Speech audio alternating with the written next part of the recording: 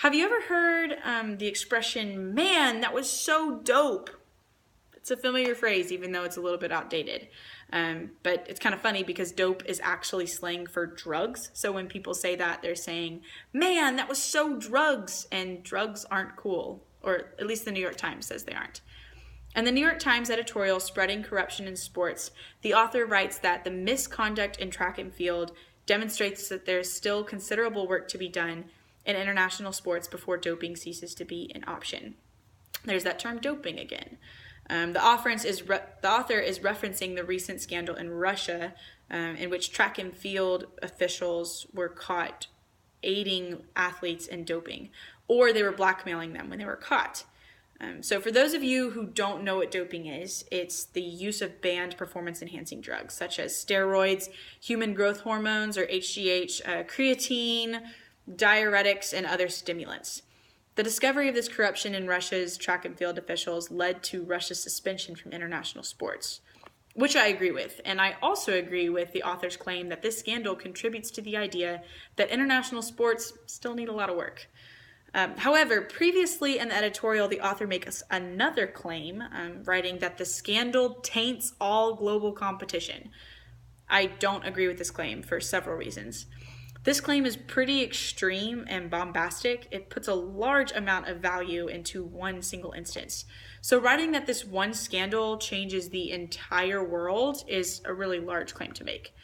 As previously mentioned in the editorial, there have been other cases of doping in the Olympic Games, in cycling, in soccer, and now in track and field. So Russia's track and field program is definitely not breaking any ground on the doping front, and therefore it would not completely alter the course of international sports. In an article written by Richard I.G. Holt, he elaborates on the history of doping, beginning with the ancient Greeks, and then later in the 19th century with caffeine, and then the growth of steroid use in the 20th and 21st century. Doping has always been present. Russia's nothing new. Holt dives into each use of international doping and writes of how each scandal brought more breakthroughs in preventing doping in sport, or anti-doping. For instance, in the 1990s, blood testing was introduced as opposed to urine testing. The process was actually way more smooth for the athlete. It was way easier, and they ended up figuring out more drugs in the athlete system as opposed to urine testing. Soon, the IOC and the European Union reached out and began anti-doping research. Then this led to the birth of the GH 2004 project, which proposed a new way of testing for doping that left little room for error. Each case is proof that although it's an unpleasant situation, it still brings more knowledge and more accountability to international athletes every single time. Russia is no different. Now that the officials are exposed, authorities can begin to take a closer look at how officials are hired. In addition, if international sports are being tainted in any way, it's not because of Russia. The world of international sports is being corrupted and given a bad name because of what today's youth are being taught about integrity in sports. This scandal is just another result of what kids are learning from the moment they're involved in sports, from the moment they're put on that t-ball team. An article written by Dileep R. Patel on adolescence and doping delves into what young athletes are being taught by coaches and family. He writes, proof of improving sports performance with various chemicals is even more limited.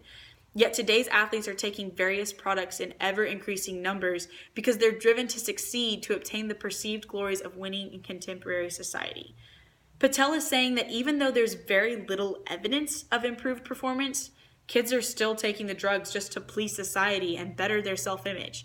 He continues, our sports youth live in a modern-day Faustian dilemma, often with the encouragement of coaches, trainers, the media, parents, and other members of society obsessed with success at any price.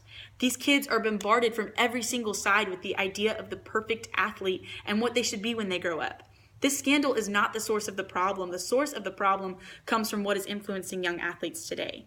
When the author of the New York Times editorial writes that scandal in Russia taints all global competition, he's putting too much stock in one particular instance. If anything, more action should be taken to push young athletes toward integrity and honesty in their athletics.